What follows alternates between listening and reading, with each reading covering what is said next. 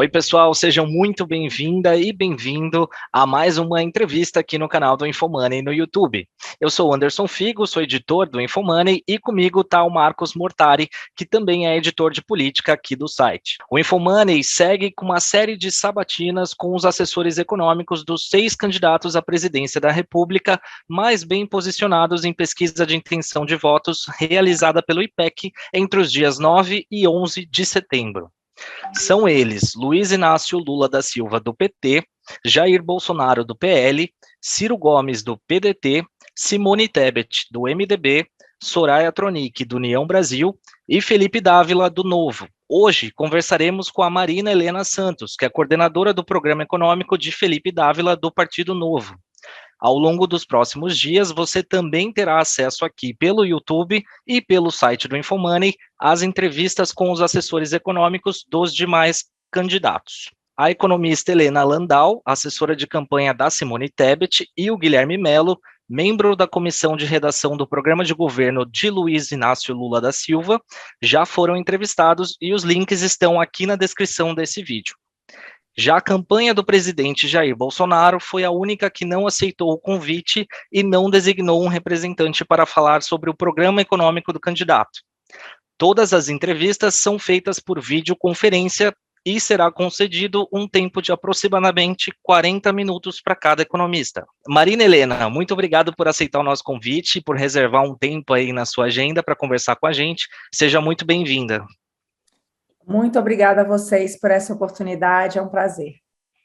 Legal, eu vou colocar o nosso cronômetro, então, aqui para rodar, para a gente começar a contar o nosso tempo de 40 minutos, e aí eu já vou começar com a primeira pergunta, puxando o primeiro tema que a gente gostaria de abordar aqui, que é o arcabouço fiscal, né, a questão do teto de gastos. Bom, a campanha do Felipe Dávila, ela se posiciona a favor do teto de gastos, que é a regra fiscal criada ali em 2016, né, passou a vigorar em 2017, no governo Temer, e ela foi criada para tentar conter o avanço das despesas públicas. O Dávila, ele já disse que o teto de gastos foi uma das medidas mais importantes para conter o crescimento desenfreado das contas do governo, e ele já criticou o fato dessa regra ter sido violada diversas vezes nessa atual gestão do presidente Jair Bolsonaro. E aí a minha pergunta é como manter e como respeitar o teto em 2023 diante do aumento de gastos previstos, já dado esse cenário atual que a gente tem de crise econômica global, inflação, enfim, a previsão de aumento de gastos, e onde será preciso cortar para que as despesas públicas não superem a inflação, já que a regra do teto de gastos prevê esse gasto, essas despesas do governo reajustadas pela inflação do ano anterior. Muito boa, ótima pergunta. Eu costumo dizer que talvez um dos nossos principais problemas é exatamente esse, né? A questão da responsabilidade fiscal, e eu estou falando nisso numa trajetória longa, tá? O Brasil, se a gente pega aí nos últimos 40 anos, a gente teve um crescimento da nossa renda per capita em média aí de 0,6% ao ano, né? Demoraria 120 anos para a gente dobrar a renda per capita, e a gente viu países que conseguiram fazer isso nesse período, dobrar, triplicar, né, muito mais rápido, né, em 2 décadas. Então, realmente, a gente ficou muito para trás, e eu gosto de dizer que a questão fiscal é um dos principais problemas que a gente tem que enfrentar, né. Primeiro, porque a gente pega ali no período de hiperinflação, desde a redemocratização, a gente tem tido crescimentos muito fortes dos gastos, né, muito acima do que deveria, e o que acaba traduzindo em um monte de coisa que atrapalha o crescimento e é ruim para a sociedade. Primeiro, diversos tipos de impostos, eu gosto de colocar assim, né? Primeiro, uma hiperinflação, que a gente viu ali nos anos 80, depois disso a gente teve um período muito forte de aumento de tributos, né? E a gente viu ali um aumento expressivo da carga tributária, que faz com que a gente hoje tenha a maior carga tributária entre os países emergentes. E, mais recentemente, um aumento forte da dívida, né, que faz com que o Brasil tenha uma combinação dívida-juros pior do mundo. Não tem nenhum país com essa taxa de juros que tem esse grau de endividamento, né? Então, a gente está deixando aí um legado ruim para as próximas gerações. Isso é ruim por diversos motivos. Um deles é porque, assim, a poupança das famílias e das empresas é sequestrada pelo governo, né, vamos dizer assim, e com isso, você torna o crédito, primeiro, muito escasso e muito caro. Então, isso também atrapalha muito a geração de oportunidade, crescimento, emprego e renda para as pessoas, né? Então, tudo isso é resultado do quê? De um governo que tem esse apetite muito forte por gastar, né? Mas o que eu acho que é mais impressionante é que os gastos, sabidamente, não têm surtido muito efeito, né? No termo de tanto de justiça social, como em mais oportunidades para as pessoas, né? Então, um Estado bom, né? Um governo que consiga melhorar a vida dos seus cidadãos, a gente vê que deveria prover segurança, saúde e educação de qualidade, né? E a gente não vê isso, apesar dos nossos altos gastos. A gente gasta, o governo brasileiro gasta quase 40% do PIB, né? E é um gasto bastante elevado, mas que não se traduz em qualidade de vida para a sua população. Muito pelo contrário, esse dado é algo que me choca bastante. Se a gente pega tudo que o governo arrecada e tudo que ele devolve para a sociedade, cerca de metade vai para os 20% mais ricos e 5% para os 20% mais pobres. Então, assim, muito longe de dizer que a gente estou falando de maneira macro, tá? Não é nada conjuntural, é algo que perpassou por essas décadas e a gente continua insistindo em políticas públicas que não são avaliadas.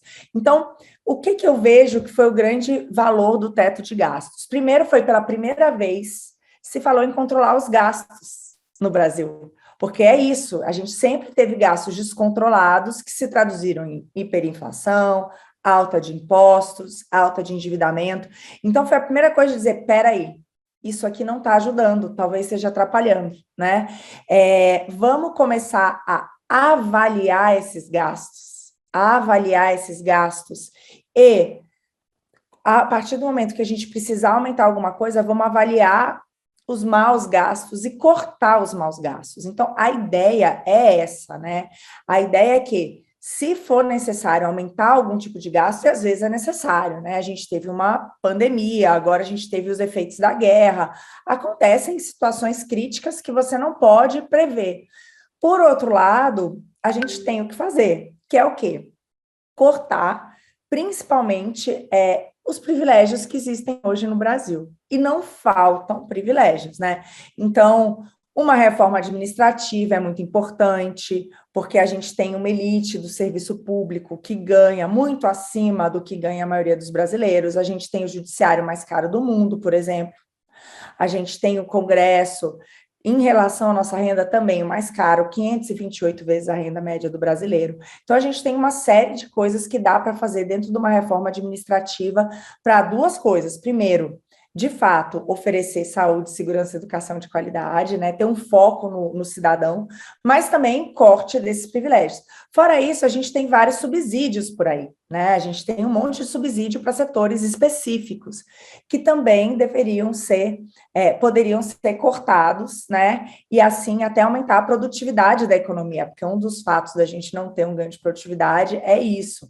Se você olha no plano, tem a questão também, a gente deve falar mais sobre isso, mas a questão de abertura comercial e outras coisas que a gente tem muita proteção e tal, que poderiam também ajudar. Então, de maneira geral, o que eu gosto de dizer a gente tem um apetite dos nossos políticos, e aí eu não estou falando só do executivo, né? A gente tem isso também no legislativo, e a gente tem no executivo dos diversos, tanto a nível municipal, como estadual, como federal. Então, um apetite por mais gastos, e precisa colocar um freio nisso. Então, acho que o teto de gastos foi muito importante em relação a isso.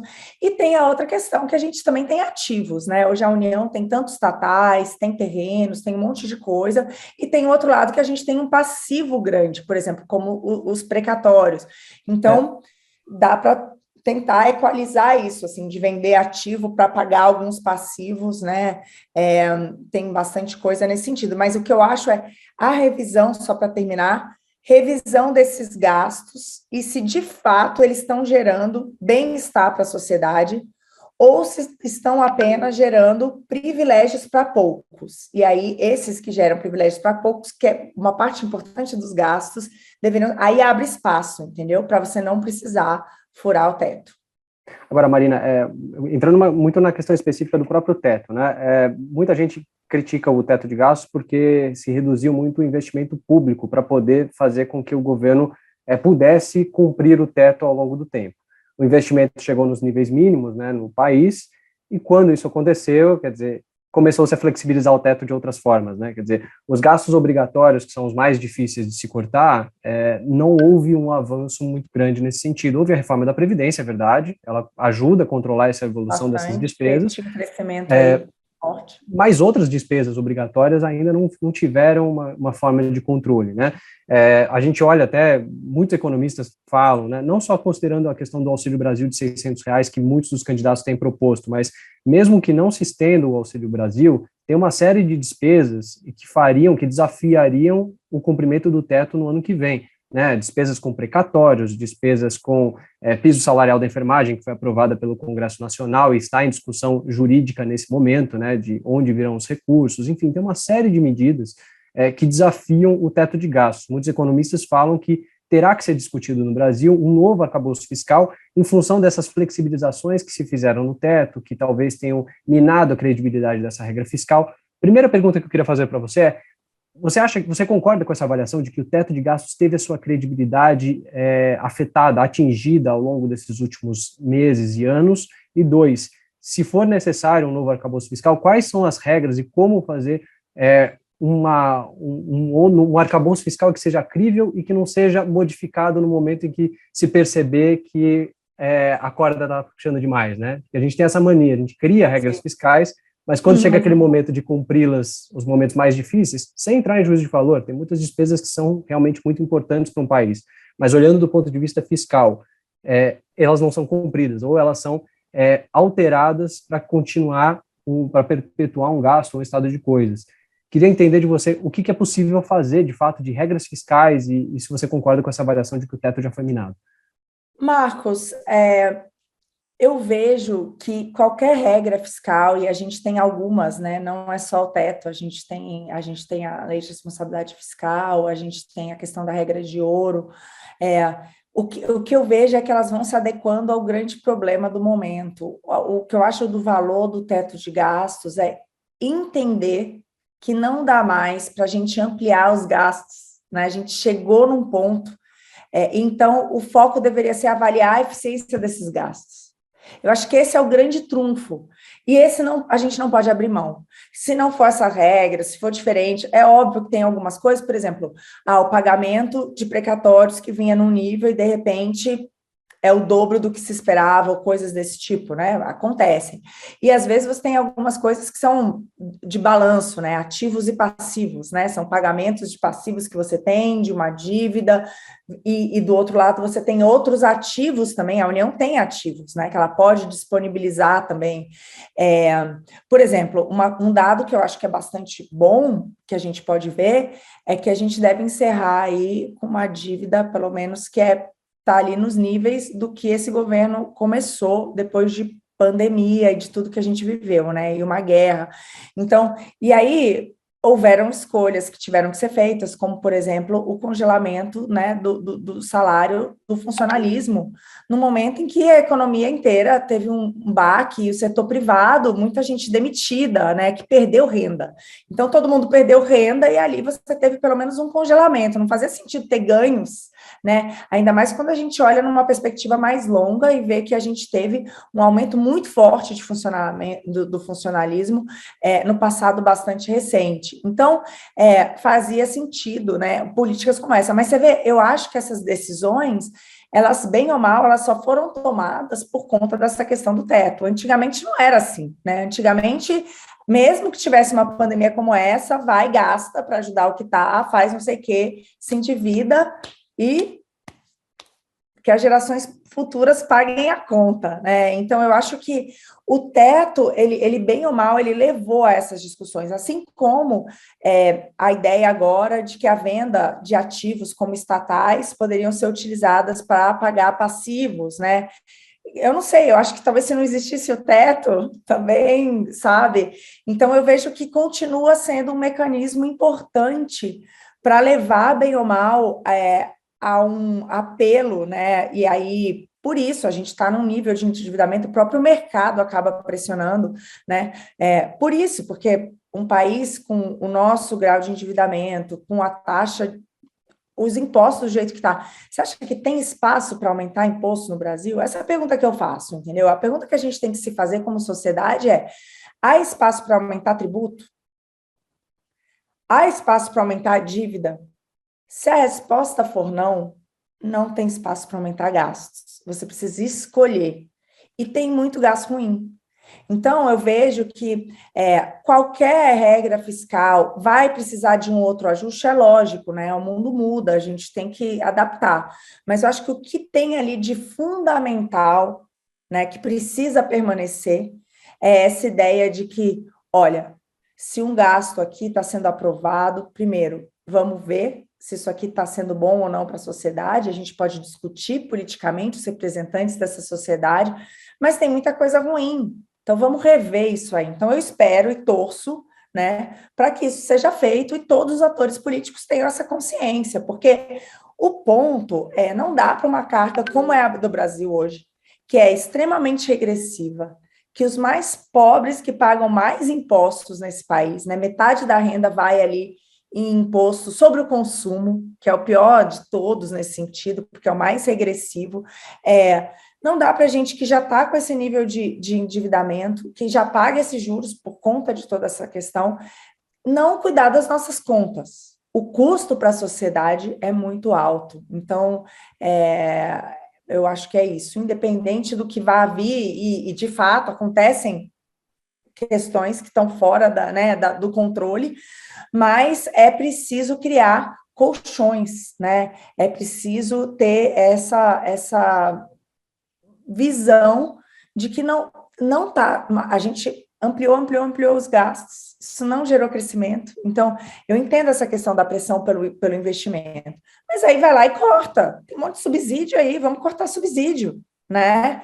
Vamos assim... que o subsídio não entra na conta para o teto, né? O subsídio seria questão de arrecadação, não seria de despesa. Então, mas aí é uma dúvida, mas aí baixa a carga tributária de alguns setores, porque você consegue reduzir também outras coisas, né? Ou então, é uma discussão, tem que se ter. Isso também é um outro ponto, né? Quando a gente vai fazer esse tipo de coisa, antes talvez fosse assim, você diminui um subsídio de um lado e você aumenta o gasto do outro. Hoje não, eu fico feliz, porque se diminuir o subsídio, você vai cair a carga tributária como um todo.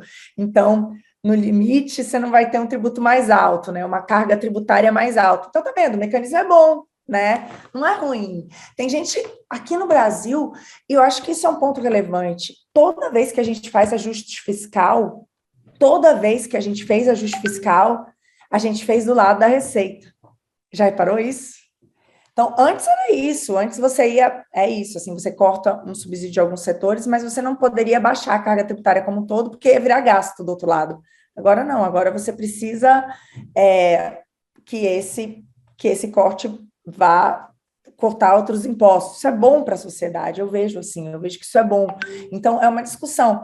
Os gastos que estão sendo feitos, eles são ou não importantes para a gente como sociedade. E eu vejo que tem aí um espaço, que eu acho que é a mãe de todas as reformas, antes até de discutir, que também é importante, reforma tributária, sem dúvida nenhuma, mas a gente falar mesmo de uma reforma administrativa, né? Eu vejo que ali tem um espaço, sim, para cortar, né?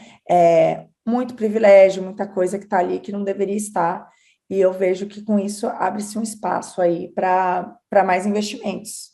A gente vai abordar a reforma administrativa um pouco mais para frente. Antes, eu queria puxar um outro tema aqui da nossa discussão, que é em relação a privatizações, que até você já citou um pouco aí, né? Bom, a campanha do Dávila, ela defende privatizações, né? Apoia, inclusive, a privatização da Petrobras, e aí eu queria que você falasse um pouco sobre como seria, talvez, essa eventual privatização da estatal, que é a mais importante que a gente tem no país, de que forma que vocês pretendem utilizar esses recursos, caso isso, de fato, aconteça, né? E quais outras empresas estatais vocês teriam em mente que poderiam ser privatizadas no eventual governo do candidato?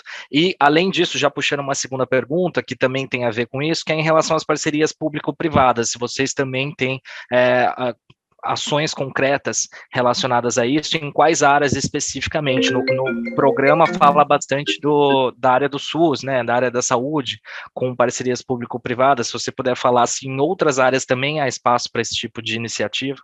Ótima pergunta, Figo. Em relação a privatizações, sim, né, somos favoráveis à maior parte, que aquele ponto, um Estado, um empresário, ele perde o foco, né, perde o foco totalmente. Como é que você vai prover saúde, segurança e educação com...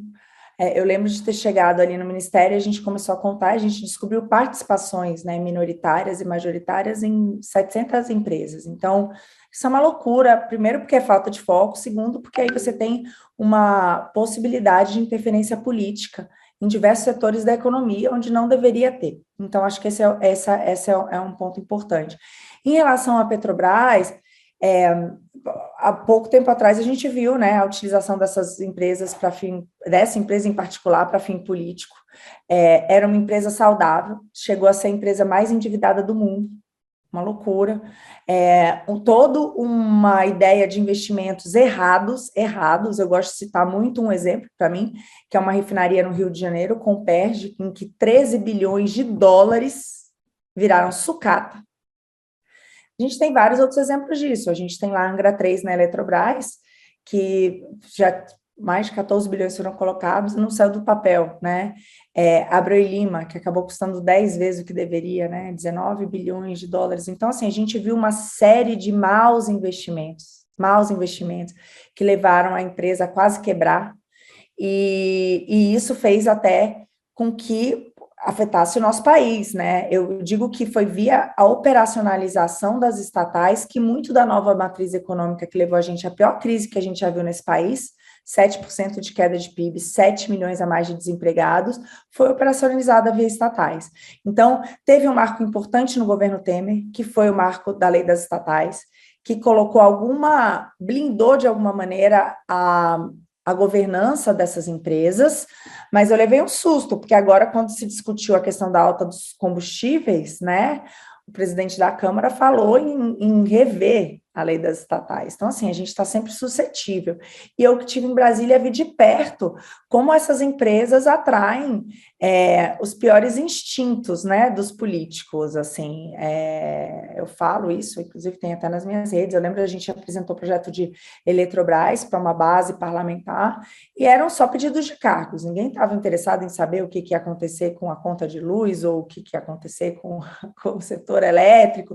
Então, assim, a gente já viu muitos desmandos e muita utilização política dessas empresas. Então, é por isso que o Dávila defende, e eu, no Novo, defendo, e a gente tem essa visão de que o Estado não tem que ser empresário. Então, o ideal é privatizar essas empresas para que elas não sirvam a interesses políticos que acabaram fazendo muito mal ao nosso país, né?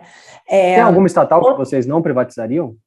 Assim, filosoficamente pensando, assim, alguma que, não, essa aqui é estratégica, essa, para a gente, não acho que não é interessante.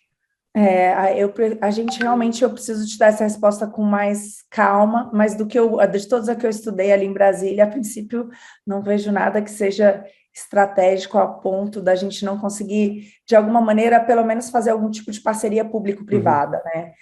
Porque todas elas... Você tem alguma conta de quanto que daria para levantar com essas privatizações? Quer dizer, quantos recursos vocês poderiam... Isso depende muito do estágio da economia do Brasil, né? Eu acho que o governo atual tentou fazer essas contas e foi muito criticado, porque tudo depende, realmente depende da conjuntura, depende de como está aquele setor. Por exemplo, um Banco do Brasil. Quanto vale um banco desse há 4 anos atrás e agora que a gente tem banco digital, tem um monte de coisa, daqui a um ano pode ser outra realidade completamente diferente, o mesmo vale para uma Caixa Econômica. Então, isso tudo eu acho que depende demais. Mas que, sem dúvida, a gente tem muito ativo, tanto em estatais como na parte de imóveis da União, né? Inclusive, até o Tesouro solta esses números, então, ali dá para ter alguma ideia, mas, de novo, tem empresas que ontem existiam que hoje não valem mais nada, porque o setor mudou, né? Porque perdeu competitividade. Por isso que eu sou contra também o Estado empresário, porque é difícil você acompanhar o setor privado, e esse deveria ser o foco do governo, né? De novo, está perdendo foco e não... O que me deixa muito feliz é que saiu uma pesquisa no início desse ano mostrando que 2/3 dos brasileiros eram favoráveis à privatização da Petrobras desde que o preço do combustível caísse. Então, acho que já mudou essa cabeça, né? Era um verdadeiro tabu falar de privatização no Brasil, né? E quando a gente vê as privatizações que houveram, tiveram muitas privatizações de sucesso. Olha o que aconteceu no caso da telefonia, né? Era quase impossível ter uma linha, você tinha ali filas para ter telefonia. No final, o telefone você declarava no imposto de renda, né? E hoje em dia todo mundo tem celular, então muitos empregos foram criados no setor. A mesma coisa a Embraer. Hoje a Embraer é uma das maiores fabricantes de aviões do mundo e muito mais empregos. A Vale, muito mais empregos, expandiu bastante. Então, e no final das contas, essas empresas elas se tornam mais lucrativas e coletam mais impostos, que acabam virando serviço público. Então, você vê que você ganha tanto na eficiência de vender produtos e serviços por um valor menor e mais competitivo, porque não está sujeito a essa ingerência política. É aquela coisa, né, que é muito engraçada, Marcos. Uma empresa privada, ela tem prejuízo. Uma empresa pública, não, ela tem déficit, porque quem paga a conta somos nós. Inclusive, está lá no teto de gastos, né? Eu lembro que Correios era um grande receio, porque Correios, se entrasse mesmo em prejuízo por 2 anos consecutivos, teria que entrar no teto de gastos. A gente está falando de despesas ali de dezenas de bilhões, imagina, do dia para a noite, a romper o teto, entendeu? Mas isso aí, então, é muito preocupante, né, a gente ter isso, e a gente teve isso, é só pegar o resultado das estatais até pouco tempo atrás, era negativo, né, era... Antes aí, a gente chegou a estar em 40 bilhões negativos. Então, é déficit. Quem paga a conta é a sociedade, né? Então, um monte de ingerência política pode ser feita, a sociedade acaba pagando a conta. Então, a gente é a favor da privatização. Agora, a modelagem tem que ser bem feita, tem que garantir que você vai ter competição. Em setores que não tem competição, um bom marco regulatório, para que um monopólio público não vire também um monopólio privado, porque isso não é bom para a sociedade. Então, acho que tem esse conjunto de regras que tem que ser respeitado. E vocês perguntaram da questão das PPPs, e a gente é super favorável a isso, porque tem dado muito certo no Brasil. É só ir aos aeroportos e a gente vê a qualidade. Aqui em São Paulo, eu gosto de citar o exemplo do Parque Ibirapuera. Você vai hoje em dia no Parque Ibirapuera, que foi concedido, está seguro, está limpo, né? Mais do que isso, ninguém está pagando para entrar no parque, porque tem essa confusão também. Um serviço que é gratuito vai passar a ser cobrado? No parque, não, né? Simplesmente quem está ali dentro do parque, quem vai vender uma água de coco, um açaí, alguma coisa, paga um valor. Isso paga o custo do parque, que antes tinha que ser pago via impostos, né? E, além disso, está servindo para a manutenção de vários parques na periferia. Então, olha só que ganho que a sociedade teve, né? Então, a modelagem tem que ser perfeita. Aí você falou da questão da saúde, que tem as OS, e se isso pode ser expandido para outros setores. Eu vejo que sim. Um dos setores onde isso seria expandido, que eu vejo com muito bons olhos, por exemplo, é na educação. Né, na educação. Por que não fazer como a gente faz hoje na saúde, com as OS e essas parcerias, no ensino, né? Porque o ensino 100% estatal hoje no Brasil é só ver os dados, a gente fracassou. Saiu um ranking de competitividade global agora, e o Brasil está atrás da Venezuela no quesito ensino. Então, assim, não é que a gente está mal, né? Hoje, cerca de 5% dos alunos só saem do fundamental entendendo o que é 5%. Então, isso aqui, quando eu falo uma fração para você, pouquíssimos, infelizmente, da população entende o que isso significa, né? A gente tem ali 38% dos universitários analfabetos funcionais. Assim, fracassou, a gente não está entregando um ensino de qualidade, apesar dos gastos altos. O Brasil gasta 6% do PIB em educação, que é um gasto elevado para a nossa renda, e que não tem se traduzido em qualidade. Então, eu acho que uma ideia para isso seria dar escolha aos pais, né? Tipo, se você tem algumas parcerias público-privadas, e aí o setor público pode continuar oferecendo esse serviço e vai ter algum tipo de competição que costuma dar muito certo. Tem muitos países, que com notas muito boas no PISA hoje, né? Que é o estudo de referência em termos de educação no mundo, que adotaram isso. Então, tanto a provisão do serviço ela é pública, ela é financiada via impostos. Por quê? Porque a educação é algo que toda a sociedade sai ganhando. Então, faz sentido a sociedade financiar a educação para todo mundo? Faz sentido, né? Mas a prestação do serviço precisa ser pública? Não, não precisa. Há diversos casos em que a gestão pode ser privada, em que pode ser compartilhada, e com isso você consegue entregar um serviço de melhor qualidade. Por quê? Porque você tem incentivo, né? Hoje em dia aqui, mesmo eu tenho um caso aqui próximo em Atibaia, uma diretora de escola rural, que o professor respondeu 5 processos administrativos, perdeu 5 e não foi mandado embora. Então, sabe, esse engessamento, essa incapacidade hoje do setor público de premiar os bons, né, e demitir quem tem um processo administrativo para dar vaga a alguém que queira trabalhar, por exemplo, essa incapacidade faz com que o serviço que está sendo entregue para o cidadão seja de muito baixa qualidade. Marina, vou pedir para você ser um pouco mais sucinta nas respostas, que a gente tem um pouco mais de 10 minutos e tem muitos assuntos que a gente acha interessante. A questão do meio ambiente, eu acho que é um ponto que ganha bastante destaque no programa de vocês, né, no programa de governo do candidato Felipe Dávila. Vocês até estabelecem uma meta, né, de tornar o Brasil uma nação totalmente adaptada a essa nova lógica de carbono zero, né, enfim, a descarbonização.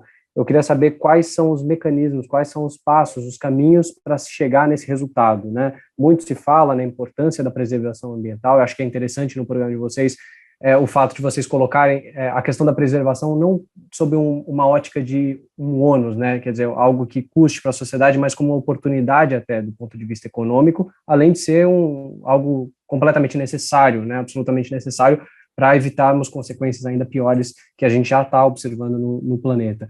Queria entender um pouco mais dos passos disso e depois a gente vai tocar ainda em programas sociais, enfim, no que der tempo ainda nessa entrevista, tá bom? Perfeito. Não, então, acho que o ponto principal aqui é a ideia de trazer mecanismos de mercado para ajudar a manter as nossas florestas e mesmo algumas zonas de desmatamento, né, em que você já teve alguma agressão, você conseguir trazer de volta, né, você conseguir com o mecanismo de mercado. Então, o principal deles hoje é o mecanismo de crédito de carbono, né, que é algo que está sendo discutido não só aqui, não só, né, no Brasil, mas no mundo inteiro, e o Brasil pode se beneficiar muito desse mercado, né, que é o quê? Que é, dado que o mundo entende que a preservação acaba sendo uma melhora da qualidade de vida de toda a população, existem indústrias, existem atividades que acabam poluindo o meio ambiente, né, tirando essa qualidade para a população como um todo, e você manter essas florestas, ou você reflorestar e tudo isso, você consegue pegar esses efeitos adversos e, né, compensar. Então, o Brasil hoje tem uma área importante de florestas, né? Eu acho que é importante dizer, e o Felipe sempre fala disso, e eu acho que é muito, muito relevante, a gente hoje tem todo um sistema de agropecuária que preserva, assim, comparado a qualquer outro lugar do mundo, né? Por exemplo, no caso da pecuária, a gente triplicou a produção e manteve a mesma área. Então, isso é algo que fez com que a nossa produtividade aumentasse muito, ou seja, é como se a gente emitisse muito menos carbono do que a emissão por produto, né? Ela caiu em 68%. Né, por conta dos ganhos de produtividade, né? A mesma coisa acontece com a área agrícola, a gente teve muitos ganhos de produtividade, então isso significa o quê? Significou que você não precisou desmatar, né? Você não precisou de mais áreas para ser esse polo que a gente é hoje, então acho que isso é muito importante. Então dá para conviver a atividade econômica com a proteção ambiental, o Brasil já mostrou que isso é possível, e eu vejo que mercados como esse, que têm sido estimulados no mundo inteiro, a gente pode ganhar com isso. Então, por exemplo, áreas que não são produtivas dentro de uma fazenda, você pode ter ali uma transação, tem um crédito de carbono, ela pode emitir isso aí no mercado e pode reflorestar aquela área. Então, entendeu? Quem tem aquela fazenda ganha com isso, o meio ambiente agradece a população agradece. Isso aí pode ser uma troca, por exemplo, de uma outra atividade que gera carbono, né, que polui. Então, há uma troca e você compensa e que com isso você vende, sabe? Você consegue vender, monetizar isso. Isso é algo que está começando, né? Não é algo mais que o Brasil ele tem muita vantagem comparativa. Então, tem alguns estudos que mostram que a gente pode prover mais de 20%, né, desse mercado de crédito de carbono global. Imagina, isso a gente está falando aí de dezenas de bilhões, né, que a gente pode se beneficiar com isso. O que falta para a gente ter uma escala nisso? Quer dizer, você colocou bem essa questão de algumas experiências já favoráveis, até no agronegócio, enfim, tem experiências também muito negativas no agronegócio. A gente também tem visto no Brasil um aumento do desmatamento muito grande ao longo dos últimos anos, enfim. Então, tem exemplos de todos os lados, mas o que a gente percebe é que essa realidade da descarbonização ainda não ganhou escala no país. O que está faltando? Acho que esses mecanismos no mundo inteiro estão começando também agora, né, Marcos? Não é que a gente já tem um mercado global para o Brasil também entrar. Até porque dentro, o país como um todo, ele provavelmente vai ser um exportador líquido, né? Ele vai ser um grande exportador líquido. Então, a gente precisa de alguém que compre, entendeu? A gente pode começar com esse mercado interno de quem está gerando, com quem não está, mas para ganhar realmente impulso, tração, gerar muito valor, a gente precisa de alguém que o setor internacional, que é importador líquido de carbono, desmata mais, né, polui mais, compre isso. Então, eu acho que é um desenvolvimento que é global, tem tido várias tratativas a respeito disso, então, é uma coisa que não é só o Brasil. Eu acho que a tentativa, e aí o Felipe fala também da questão da nossa integração na cadeia de comércio global. Então, por exemplo, a entrada na OCDE é algo que aceleraria muito isso, sem dúvida alguma, né? E seria um passo muito bom, não só na questão da enfim, não só na questão de a gente ter mais, se abrir mais, que é importante, ainda mais hoje.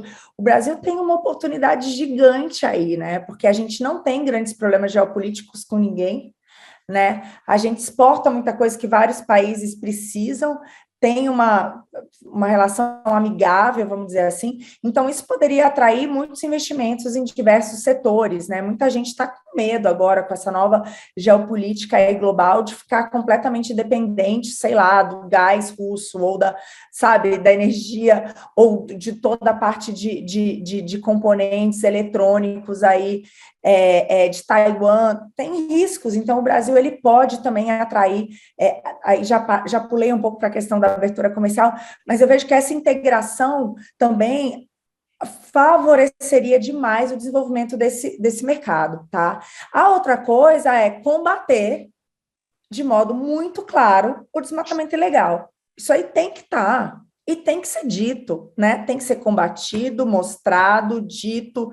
Então, o discurso também, obviamente, que favorece muito, né? Então, você ter isso como agenda de governo, né? Falar disso, eu acho que também ajuda a atrair, né, o foco, né, para esse setor.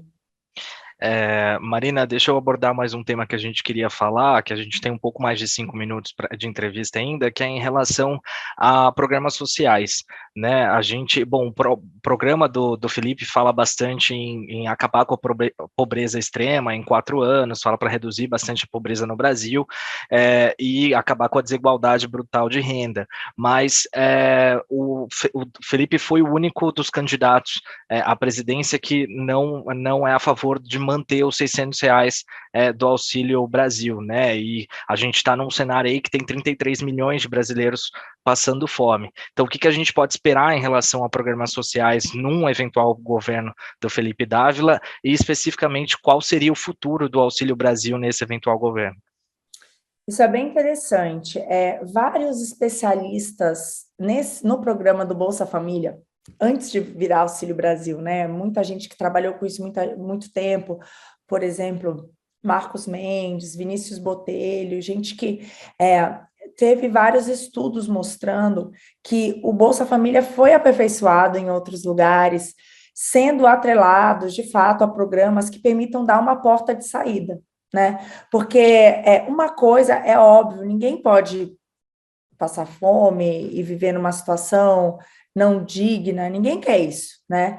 Mas a ideia é atrelar esse benefício a alguma maneira da pessoa sair daquela situação, porque ninguém está contente numa situação como essa, né? A gente não pode achar como brasileiro que uma família que receba R$ 600, uma família, né, isso aí, primeiro que não é o suficiente, né? E segundo, que qual a perspectiva? Então, eu vejo que tem uma série de programas que você pode atrelar, né? Por exemplo, a questão da criança ficar na escola, né? Hoje a gente tem uma evasão muito grande no segundo grau, então você atrelar de alguma forma esse programa a que as crianças continuem estudando, porque é provado que alunos que terminam o segundo grau acabam tendo uma renda muito maior do que aqueles que não terminam, então você dá bem ou mal uma oportunidade. Atrelar algum tipo de ensino profissionalizante. De repente, aquela pessoa perdeu o emprego porque aquela atividade econômica não faz mais sentido. Por outro lado, a gente tem uma demanda incrível, por exemplo, na parte de tecnologia. Então, por que não atrelar isso a algum tipo de capacitação profissional para o mercado de trabalho atual que permita que essa pessoa gere emprego e renda, que ela seja reinserida no mercado de trabalho, né? Ela não dependa mais desses auxílios. Então, eu acho que é isso, assim, capacitação técnico-profissional, continuação das crianças na escola, tudo isso ajuda com que você dê não só o auxílio, mas que você faça com que esse auxílio sirva para você ter uma porta de saída no futuro. Há outras questões, por exemplo, microcrédito para pequenos empreendedores, né? Então, a pessoa, às vezes, utiliza esse recurso e, sei lá, eu sou uma dona de casa e eu, por algum motivo, perdi o meu emprego e eu posso fazer comida para vender, né? Então, eu posso ter algum outro tipo de incentivo ali que ajude a você a conseguir recursos. De novo, você ser inserido na sociedade é muito importante, porque eu digo, né, tem aquela ideia, o melhor programa social é o emprego, e é isso mesmo, porque você gera valor para a sociedade, né? Qualquer um é remunerado quando gera valor para a sociedade. Normalmente, nós dois estamos aqui, a camisa que você está vestindo, para você tem mais valor do que aquele valor que você pagou nela, senão você não teria comprado. E assim vale para tudo. Então, reinserir a pessoa no mercado de trabalho é fundamental, né? Garantir que as crianças terminem todo o ciclo escolar é muito importante. Ter ideias de ensino profissionalizante para essa reinserção também é bastante importante. Então, há várias maneiras de você aperfeiçoar o programa para que a pessoa não fique dependente eternamente desse auxílio. Pelo contrário, que ela consiga andar com as suas próprias pernas, que ela consiga ver uma porta de saída, né? Não só as famílias que recebem, mas principalmente as futuras gerações dessas famílias, né? As crianças que estão ali. Então, isso é bastante relevante. Então, a ideia seria retomar um pouco das regras do Bolsa Família, né, antes de mudar para Auxílio Brasil, que condicionava ali o recebimento do benefício a algumas etapas. A criança tinha que estar matriculada na escola, tinha que ter vacinação, enfim, regras desse tipo. Regras desse tipo que são comprovadamente importantes, né, que agregam valor para a sociedade. Eu acho que é isso. Mas o valor permaneceria menor, não seria de R$ 600. Eu acho que aí é uma discussão que tem que ser feita. A gente precisa ver qual vai ser a inflação, porque hoje é isso, mas dependendo da inflação, o que é R$ 600 amanhã? Então, acho que isso tudo. Outra coisa que eu acho que é bastante importante de ser dita, Figo, é o seguinte: não é uma decisão só do presidente da República. Eu acho que o Felipe sempre diz isso. Todas as ideias do plano de governo, todas, sem exceção, precisam de uma aprovação do Congresso Nacional. É um fato, né? Então, não é uma demanda só, não é o presidente sozinho que vai definir nada disso, né? Você precisa ter ali vontade política e você ter os outros atores políticos, principalmente o Congresso, para aprovar esse tipo de coisa. Então, a questão do pagamento, de novo, a gente tem vários gastos muito piores do que esse, eu vejo, né? Ainda mais se for com bom desenho, né?